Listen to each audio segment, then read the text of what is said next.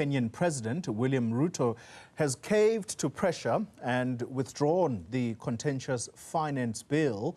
The proposed law, which sought to hike taxes, led to widespread protests in the country, which is already battling high living costs. Over 20 people have died in the clashes. On my own behalf, and on behalf of these members and many other Kenyans, I send my condolences to the families of those who lost their loved ones in this very unfortunate manner.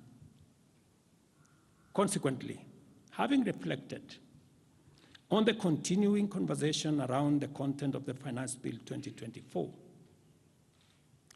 and listening keenly to the people of Kenya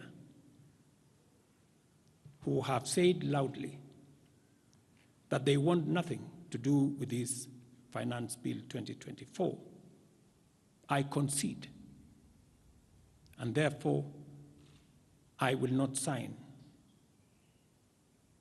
the 2024 Finance Bill, and it shall subsequently be withdrawn, and I have agreed with these members that that becomes our collective position. Well, let's get the latest on the ground in Kenya now, and we speak to Voice of America journalist Kennedy Wandera, who is live for us in Nairobi. Kennedy, good evening to you, and thank you for your time. President Ruto literally changing his tune overnight. He said that these protests were infiltrated by rogue elements and that this was not to be tolerated. Today, he is talking about a completely different, as if he's a completely different man. He's conveying condolences to families who've lost loved ones, while at the same time saying that he is not going to sign this bill. What has changed?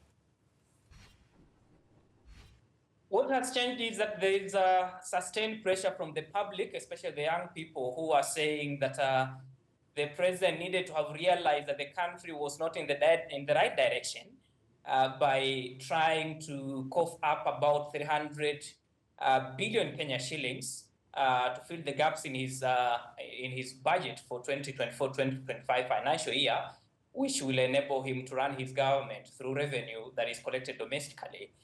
But Kenyans have been reminding him that you cannot do this. You have to totally reject the bill because it does not truly reflect the wishes of the Kenyan people, and the majority of things that Kenyans participated in and raised during the public participation were not captured in this particular bill, and therefore you have to reject it.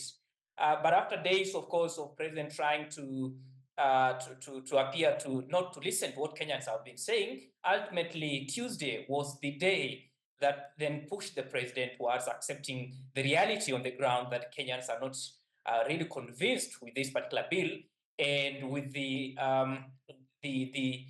reports that they were going to again protest on Thursday. I think the president must have realized that it was getting out of hand, and then he thought it was necessary to withdraw the bill completely and begin a conversation with the Kenyans. We'll talk in a moment, Kennedy, about the impact of withdrawing this bill, but the reality is that, yes, the president may have now committed to withdrawing this bill altogether. However, there are 20 bodies, over 20 bodies in mortuaries, I'm sure all around Nairobi. Surely this has got to be a very, very bad reflection on his administration. It is a very bad situation, and like you say, the impact of this bill, of course, the president had to balance between collecting 300 billion Kenya shillings and also listen to the Kenyans, some who've been killed and injured in the protests that have rocked the country for the last 2 weeks now. And what is happening at the moment is that of course, the president has sent the condolences to the bereaved families. But yesterday, the president was adamant, saying that he really appreciates the security forces for trying to shield the constitutional institutions, and then commending them for a job well done. But today, Wednesday, the government has been pushed to a corner after there have been reports that many people have been killed by the excesses of the security forces. So I think maybe he might have been caught in a catch-22 situation, and he had no many choices to choose from other than to totally reject signing or assenting to the bill as it is and returning to the parliament. But earlier reports actually had indicated that the president was going to decline to assent to the bill and return it with his own reservations. But when he addressed the public, he said that he is declining to sign, and at the same time, he is withdrawing. But now the questions that are emerging right now is that the National Assembly has proceeded to the recess for a short period of time until 23rd July this year. But the president is, by law and the standing orders of the National Assembly, required to, if he's not going to assent to the bill, he has a period of 14 days to send the recommendations or to send the bill back to the National Assembly with his reservations and isolating areas that he requires to be reviewed. But this is not the case at the moment. The National Assembly has proceeded on a short recess. The president has 14 days. The bill has 14 days. If the president is not going to assent to that particular bill, and that bill has not been sent to the parliament, as he says, then it automatically becomes law. So we are waiting to see whether the president is going to, maybe through the lead of majority in the National Assembly, to notify the speaker that within the period when the members of parliament, members of the National Assembly have gone on recess, there is going to be a special sitting of the National Assembly for the members of parliament to come and debate the motion of withdrawing the bill. But as it is at the moment, it is a situation where Kenyans are saying it is not tenable and it's not possible that the president has withdrawn the bill because in law, he hasn't done much. Yeah. Now that this bill, as he says, it's now withdrawn, he did say, though, that it was intended to address, among other issues, the agricultural sector, which is heavily indebted. Some of the farmers need financial help. He also committed to cutbacks in spending by, for example, his office. The presidency is going to have severe cutbacks, whether it be travel or any other spending of that nature. Little too late, though, given the calamity that we have seen on the ground. How much support do you think he is likely to get after this action today of withdrawing this bill? Like you say, too little, too late. Withdrawing the bill as it is, some Kenyans are already saying that it is too late for the president to do that, especially when people have been killed by security forces and others injured. And two, it's coming at a time when the National Assembly, members of the National Assembly are going on recess. So automatically, it may sail through on technicalities.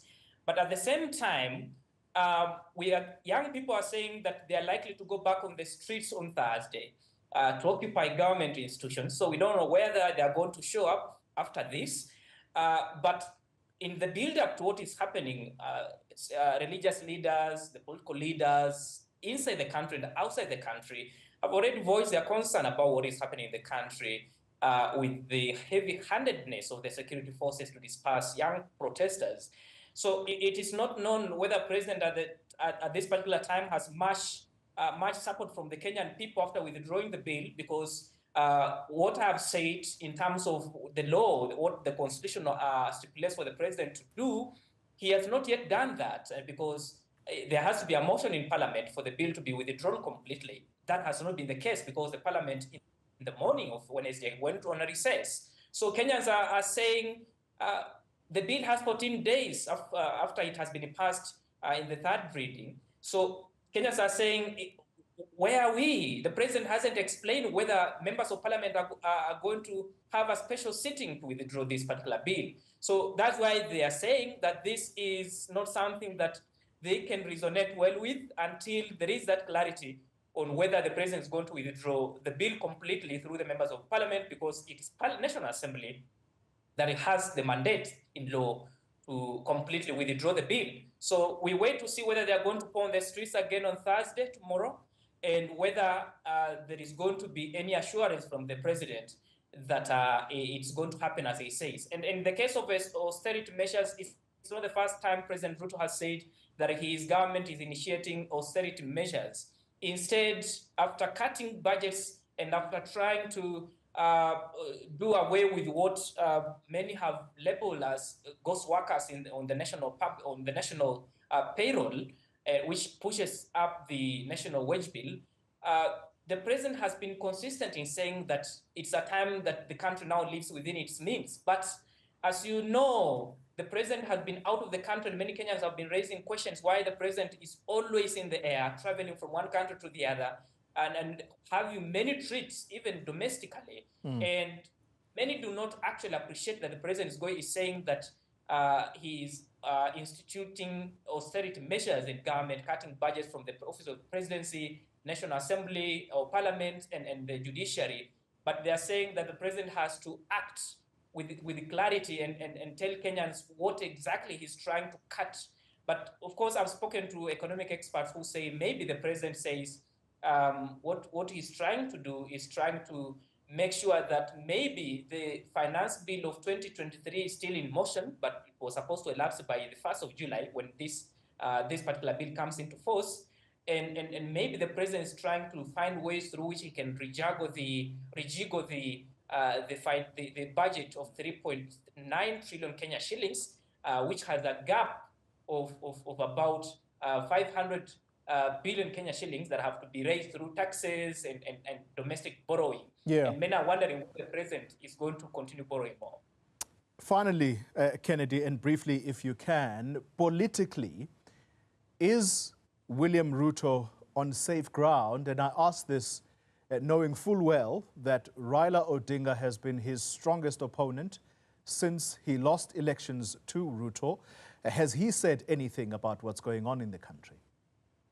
Yes, Raila Odinga has yesterday, on Tuesday, he issued a statement, and that statement was a little bit targeted to President Ruto's regime, saying that why do you use excess force against young Kenyans, young boys and girls who are trying to ask you to make sure that they can get a bread, they can get a food on the table? Why do you have to use excess in force by that was seen by the security forces to disperse them when they are asking you? Let's have a conversation. Withdraw the bill and have a conversation with the Kenyans who feel that raising additional 300 billion in taxes is going to make their lives unbearable and push the cost of living high. And you're saying that the government needs to listen to its people, needs to listen to the young people who are saying it's getting to a point where Kenyans cannot afford even basic commodities. For instance, before this pressure, the president had put taxes, VAT on sanitary pads, had put taxes on bread, had put taxes on financial transactions and even diaspora remittances. And this was infuriating Kenyans. Even transferring money from a mobile phone to your bank, or transferring from your bank to your phone, for mobile transactions, it was getting difficult because the government was saying that we are going to put tax there. Yeah. The first and Kenyans were saying, by the virtue that the president had to sit and conceal such kind of an idea, it doesn't augur well with us as people. And that's why they were saying that we needed a conversation. And that's what Mr. Odinga was reiterating, saying that it is quite unfortunate in 61 years of Kenya's democracy, after it has been declared independence, that such kind of things are being witnessed in our country, and this kind of a bill can come at the behest of Kenyan lives when the president has the duty to safeguard Kenyans and even implement some of the promises that he made during his campaigning in 2022, when he said that it is not feasible and it is not possible that our government can levy taxes on young people on Kenyans when life is unbearable. Kennedy Wandera, thank you very much for that comprehensive update, giving us a situation on the ground.